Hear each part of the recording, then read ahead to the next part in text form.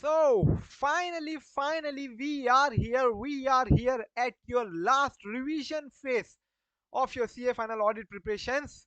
And I must ask, how is it going? How is it going? I hope it's going in full swing.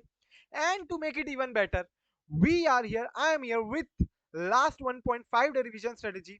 एक एक minute का हिसाब एक minute का हिसाब प्रॉपरली करेंगे. और मैंने पहले ही बताया, if you want to revise entire CA final audit in last 1.5 days, you need to account for one minute at your last 1.5 days, and you need to have the accounting for each chapter, how much time it should take, right? So without wasting time, let's dive straight into it. कैसे अपना चालू करेंगे last 1.5 days जब SFM के बाद आ जाएंगे revision के लिए. और मैं बता दूं, ये तुम बिल्कुल फॉलो कर सकते हो अपने अभी, जब तुम लास्ट रिवीजन फेज में आ चुके हो, उसमें जब 2.5 या 3 दिन का टाइम दोगे, तो उसमें ये इंप्लीमेंट करके देखो. ये सेम इसको प्रॉपरली मैंने सोचते हुए बनाया है कि कब तुम्हारा माइंड सेट क्या, किस टाइम पे कैसा रहेगा, लंच के बाद क्या रहेगा, डिनर के बाद क्या रहेगा, लास्ट फेज में क्या रहेगा, जब चालू करे रिवीजन तो कौन सा टॉपिक रहना चाहिए. And that is why also कितना घंटा लगना चाहिए, किस टाइम तुमको देना चाहिए. And it is also amendable as per your own schedule, right? So SFM की एग्जाम के आने के तुरंत बाद, एसएफएम की एग्जाम के आने के बाद तुरंत बाद बैठ जाना भी है, थोड़ा बहुत डिस्कस करना फ्रेंड के साथ कर लेना, बाकी बस पेपर रख देना इधर उधर, कहीं मत देखना. मैं बताऊंगा अपना कुछ अलग वीडियो में बताऊंगा. Not in this video I will share what happened with me at SFM exam and what. Let's not discuss, let's not go into that. 6:30 बजे बैठ जाना, 6:30 से 8:30, 2 घंटा है तुम्हारे पास. प्रोफेशनल एथिक्स का शेड्यूल 1 और शेड्यूल 2 सबसे पहले उठा लेना. फिर code of ethics, council general guideline और एथिकल स्टैंडर्ड बोर्ड 1 घंटा देना. 9 बजे, 8:30 बजे के बाद आधी घंटा ब्रेक ले लेना, डिनर विनर कर लेना, और 9 से 10 तुम्हारा कोड ऑफ एथिक्स 1 घंटा कर सकते हो. और 10 के बाद एक 10 मिनट का ब्रेक लेने के बाद 10 से 11 बजे तक 50 मिनट में तुम्हारा ऑडिट ऑफ पीएससी हो जाना चाहिए. आधी घंटे में उसके बाद एनबीएससी ऑडिट हो जाना चाहिए. और आखिरी टाइम पे सोने के पहले एक बार वापस से पी के क्वेश्चंस और रिव्यू कर लेना फिर से, because PU is an important topic. Sir PU को कितना टाइम दिया हमने? 3 घंटा 45 मिनट. मेरा अगर यूट्यूब वीडियो में मैंने जो डिटेल में समझाते हुए, अगर मैंने रिवीजन कराते हुए समझाते हुए क्वेश्चन के साथ अगर इतना टाइम लिया है, 3 घंटे 3.5 घंटे मैंने किया है अगर, तो why not you can do in 3 hours. 3 घंटे में तुम्हारा हो जाना चाहिए. Still I given you 3 hours 45 minutes. तुमको तो देखना नहीं है वीडियो, तुमको तो समझाना भी नहीं किसी को, तुमको खुद रिकॉल करते जाना है बस. तो तुमको तो मैंने यहाँ पे इतना ही टाइम रखा है, जितना मैक्स टू मैक्स टाइम अगर मैं बोलूँ तो जितना मुझे वीडियो में लगा है तुमको समझाने के लिए, अगर मैं उतने टाइम में तुमको समझा सकता हूँ, रिवाइज करवा सकता हूँ और क्वेश्चन के साथ कर सकता हूँ, तो you can do in much lesser time the same thing into your mind, right?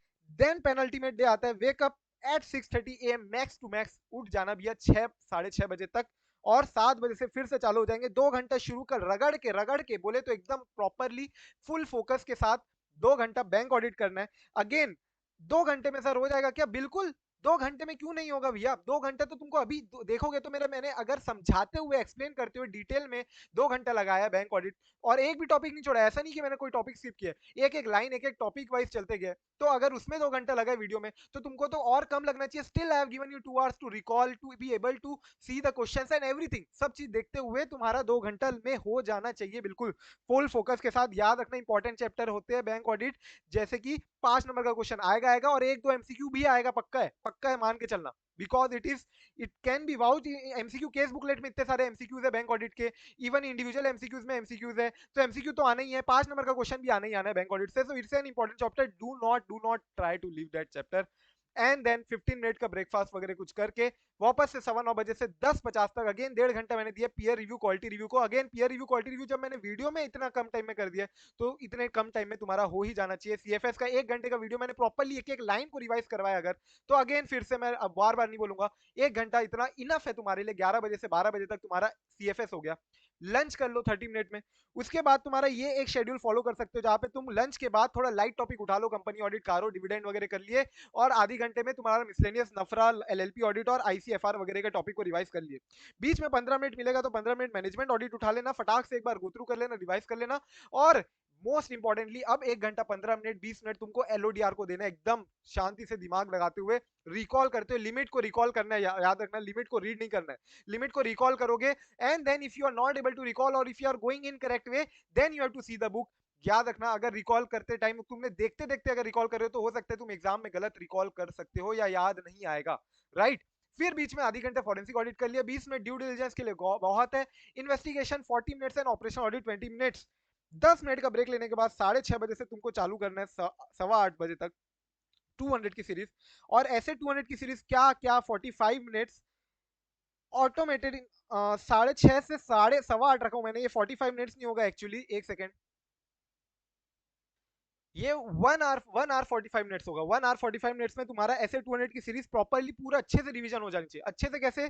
इसका मैंने जो मेरे टाइम में मेरे को जितना टाइम लगता था 200 500 600 एक एक ऐसे का मैंने पाई पाई का हिसाब रखा था, एक एक ऐसे में मुझे कितना मिनट रखना चाहिए, और तुमको भी ये रखना ही पड़ेगा। Mind it guys, if you want to revise each and every topic of your CA final audit in your last 1.5 day, you need to account for each and every chapter how much time you need to dedicate to each and every topic। तो 200 को 210 को 220 को 230 को 240 को 250 को 240 को सबसे ज्यादा 20 मिनट से ज्यादा देना नहीं है। 250 10 मिनट में हो जाता है। अगर मैं तुमको ये वीडियो में रिवाइज करवा देता हूँ, तुमको याद कराते हुए मैंने रिवाइज कराया, अगर वीडियो अगर देखोगे तो 220 का 10 मिनट का वीडियो जिसमें एक एक टॉपिक, और ऐसा नहीं कोई छोड़ा है, 230 का एक एक टॉपिक ऐसा नहीं कोई छोड़ा है, 10 मिनट में प्रॉपर्ली अगर रिवाइज कर सकते हैं अपन, 240 को 20 मिनट में कर सकते हैं वीडियो के थ्रू। तो जब तुम खुद से रिवाइज करोगे तो इतना तो टाइम को नैरो डाउन करना ही पड़ेगा, रिड्यूस करना ही पड़ेगा। And you need to revise in this particular time frame, जहां पे तुम्हारा ऐसे 200 की सीरीज तुम्हारे को करनी है 6:30 से 8:15 शाम के। देन 8:20 से 5 मिनट का ब्रेक लेने के बाद 8:20 से 9 बजे तक 40 मिनट में तुमको ऑटोमेटेड इन्वायरमेंट करना है।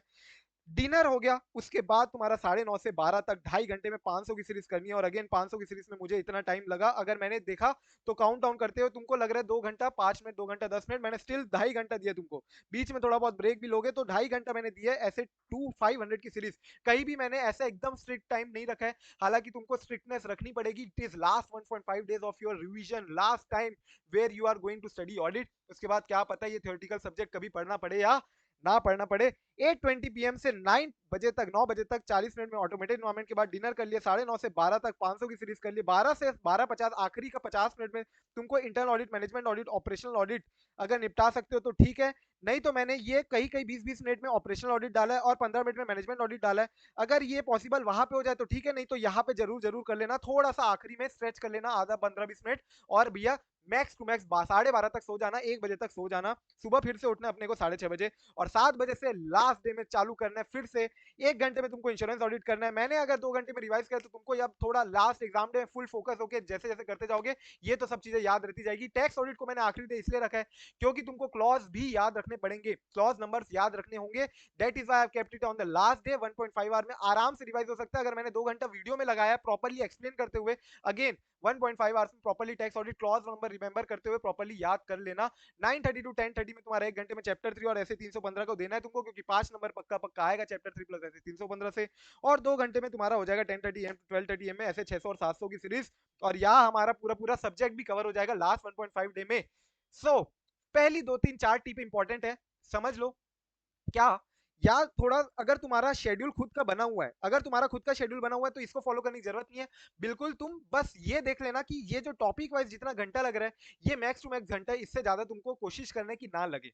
तुम बाकी अपना हेरा फेरी बदल बदल सकते हो। तुम्हारा हो सकता है कि तुम्हारा शेड्यूल हो कि तुम 2 बजे सोते हो रात को, तो तुम भैया सुबह का 7 से 9 बजे का जो बैंक ऑडिट है ये यहीं पे निपटा लेना रात में, और अगले दिन फिर सुबह जब 8 9 बजे उठ रहे हो तुम, तो सीधा 9:15 से पीआर क्यूआर से चालू कर लेना। या फिर अगर तुम जल्दी सोते हो 10 बजे सो जाते हो, तो ये दो टॉपिक एनबीएससी और पी के जो क्वेश्चन रिव्यू वगैरह करने, ये अगले दिन सुबह 4 बजे उठ के करना है। तुम्हारा जैसा भी टाइम शेड्यूल होगा उसके हिसाब से तुमको फॉलो करना है। But ensure that do not exceed the time limit, otherwise you will lose on the topics, you will lose on the few chapter few topics. और मैं बता दूं टेंशन मत लेना अगर कुछ चैप्टर के क्वेश्चंस नहीं कर पा रहे हो, तो कुछ चैप्टर के अगर क्वेश्चंस नहीं होते तो टेंशन नहीं लेना है। इंपॉर्टेंट चैप्टर्स में जो क्वेश्चन आने भी है ना, ऐसे भी नए क्वेश्चन आने हैं, अगर तुम्हारे कॉन्सेप्ट सारे सारे क्लियर हो जाते हैं, सारे का सारा जितना कवरेज अपन ने जिस हिसाब से किया हुआ है प्रॉपरली उतना अगर तुम कवर कर लेते हो, तो आई डोंट थिंक कि ऐसा कोई क्वेश्चन आएगा जो कि आउट ऑफ दैट एरिया होगा।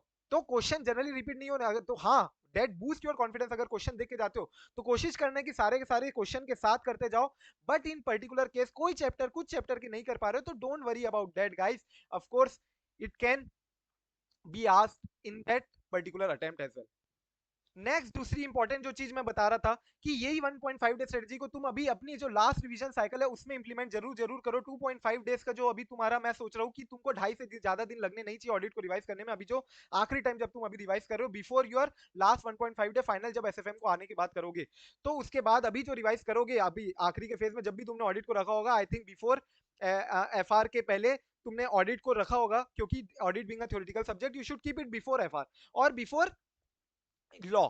तो जो 20, 21, 22 या जब भी तुम 3 दिन, ढाई 3 दिन दोगे, तो ऑफ कोर्स ढाई दिन में ये फॉलो करना, एक बार डेढ़ दिन में करके देखना, जो टॉपिक में मिस आउट हो रहे हो उस टॉपिक को एक्स्ट्रा आधा एक दिन देना, और प्रॉपर्ली टेस्ट भी देना, एक मॉक टेस्ट जरूर जरूर देना। जिन्होंने नहीं दिया और जिन्होंने टेस्ट दे दिया ठीक है, तो टेस्ट देने की जरूरत नहीं है, प्रॉपर्ली रिवाइज करते हो जाओ और टेस्ट मत दो। लेकिन टेस्ट नहीं दियो तो बिल्कुल ढाई दिन में एक बार पूरा ये फॉलो करके रिवाइज करके एक बार टेस्ट देना, then only you will be able to complete this all topics in 1.5 hour. और जिनका सिर्फ और सिर्फ ग्रुप 1 कर रहे हो, तो मैं बता दूं, तुमने ग्रुप 1 अगर सिर्फ और सिर्फ ग्रुप 1 दे रहे हो, तो तुम्हारे पास मेरे को लगता है कि 4 दिन तुमने दिया होगा ऑडिट को। 4 दिन अभी इसके बाद, आज 14 तारीख है, तो 14 तारीख के बाद मुझे लगता है 4 दिन तो तुमने दिया ही होगा ऑडिट को। एंड आई थिंक कि ढाई दिन में तुम्हारा एक बार ये फॉलो करते हुए पूरा रिवाइज करना है, और उसके बाद एक बार फिर से डेढ़ घंटा बोलते, सॉरी, डेढ़ दिन में रिवाइज जरूर जरूर करना है।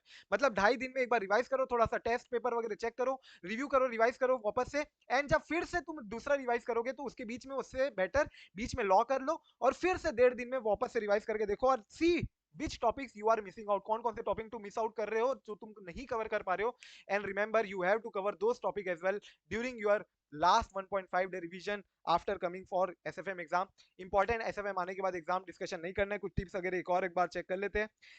Try not to just read while revising, of course recall करते जाना है। Try to recall as if the situation has come up in the exam. सोचना कि एग्जाम में आगे पूछ रहा है, अब मैं क्या क्या सोच सकता हूँ, लिखूं, पूरा दुनिया भर का जितना नॉलेज है सब सोच लो, उसके बाद ही अगर नहीं रिकॉल हो पा रहा है तो फिर बुक देखना, एक बार बुक को चेक कर लेना। Stick to the time else you will lose out on topics. Don't worry if you're not able to cover questions of few chapter. Remember, ICI mostly sets new question as well only.